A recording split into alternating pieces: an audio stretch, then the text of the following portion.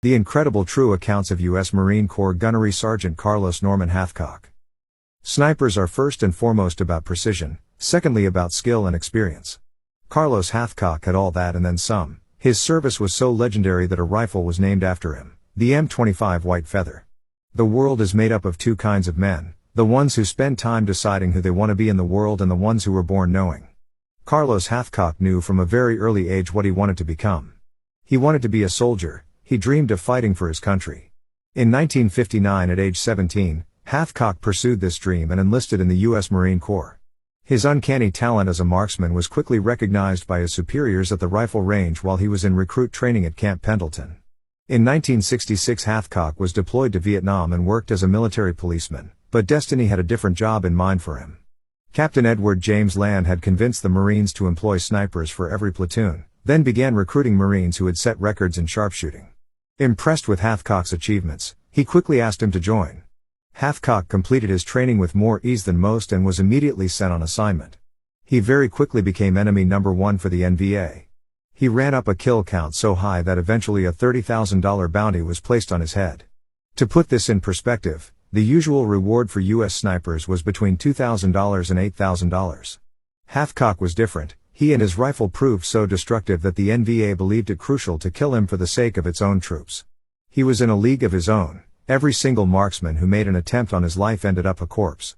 The Viet Cong gave Hathcock a nickname, Long Trang, or White Feather, because of the white feather he kept on his hat. It's said that he wore the feather as a taunt to the communists to come find him. At one point, a platoon of Vietnamese snipers was sent to hunt him down. In response, other Marines in the area also wore white feathers in their hats so as to confuse the counter-snipers. These Marines were aware of the impact Hathcock's death would have and took it upon themselves to make sure they didn't lose him. It worked. As a result of Hathcock's impeccable record, he was recruited twice for covert assignments. One was a mission to kill a Frenchman working alongside the North Vietnamese and torturing captured American airmen, which made Hathcock understandably furious. He took the man out with one round from his revised Winchester Model 70. Before the next covert mission, he was told very candidly by his superiors that his survival chances were slim to none. This time the target was a North Vietnamese general. A difficult feat for most, but not for Hathcock. The general was swiftly killed from 800 yards by one of Hathcock's bullets. His precision was unreal, almost unnatural.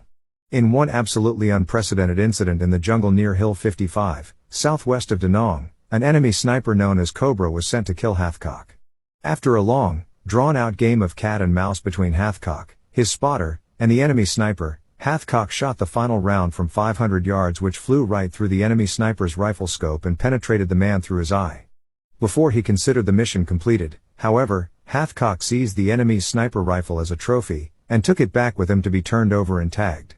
Mysteriously, however, the rifle was stolen from the armory not soon after. In 1967 Hathcock set the record for the longest sniper kill. He killed a Viet Cong guerrilla using an M2.50 caliber Browning machine gun mounted with a telescopic sight at an impressive range of 2,500 yards.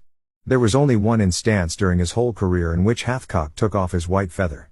This was during a volunteer mission only a few days before the end of his first deployment, and he was not told any specifics of the mission until he had accepted the challenge. He was to shoot and kill a NVA general. This took a grueling 4 days and 3 nights. No sleep, barely any food, just crawling. He had to crawl over 1,500 yards, slowly, inch by inch. He said that at one point he was almost stepped on while he lay camouflaged in a meadow just before sunset. Later, a bamboo viper nearly bit him, but he still managed to keep up his position. Hathcock fired a single shot as the general was exiting his encampment and got him right in the chest, killing him on the spot. That was his last mission before he returned to the U.S. in 1967. Yet he couldn't stay away for long. He missed the Marines too much. Hathcock returned to Vietnam in 1969 and took command of a platoon of snipers. This tour changed his life forever. On September 16, 1969, he was riding in an armored vehicle along Highway 1 just north of landing zone Baldy, when the vehicle struck an anti-tank mine. Recovering first from the devastating explosion, Hathcock pulled 7 Marines from the flames and consequently suffered severe burns on his face, arms, and legs, some of which were 3rd degree. A fellow soldier pulled him out and dunked him in water. He and the 7 Marines he saved were then evacuated by helicopter and taken immediately to the hospital ship USS Repose, then to a naval hospital in Tokyo, and they ultimately ended up at the burn center in San Antonio, Texas. Hathcock received a Purple Heart while in recovery from the tragedy, but it was not until 30 years later that he received a Silver Star for his actions on that day. His Silver Star citation reads, "With complete disregard for his own safety and while suffering excruciating pain from his burns, he bravely ran back through the flames and exploding ammunition to ensure that no Marines had been left behind in the burning vehicle." His heroic actions were instrumental in saving the lives of several Marines. After discharge from the burn center, Hathcock returned to active duty and was instrumental in establishing the Marine Corps South Sniper School in Quantico, Virginia. The pain from the injuries constantly hounded him, but his fortitude and dedication to his trade kept him teaching sniper recruits up until his health failed. Hathcock was diagnosed with multiple sclerosis and, in 1979, was granted a permanent disability. During the war, Hathcock racked up 93 confirmed kills. Kills had to be confirmed by the sniper's spotter and by a third party, who had to be an officer. But snipers usually did not have a third party present, making confirmation impossible, especially when the target was behind enemy lines. Hathcock himself estimated that the real number was between 300 and 400 enemy personnel. He once said that he survived his work because of his ability to get in the bubble and put himself in a state of utter, complete, absolute concentration. After the war was long over, a friend read Hathcock a passage written by the great Ernest Hemingway, "Certainly there is no hunting like the hunting of man, and those who have hunted armed men long enough and like it, never really care for anything else thereafter." He copied Hemingway's words down on a piece of paper and said, "He got that right, it was the hunt, not the killing." In Whitefeather, Carlos Hathcock, USMC Scout Sniper, he said, "I like shooting, and I love hunting. But I never did enjoy killing anybody. It's my job. If I don't get those bastards, then they're gonna kill a lot of these kids dressed up like Marines. That's the way I look at it." In retirement, Hathcock taught counter-sniper techniques to police departments and select military units, including the SEAL Team 6.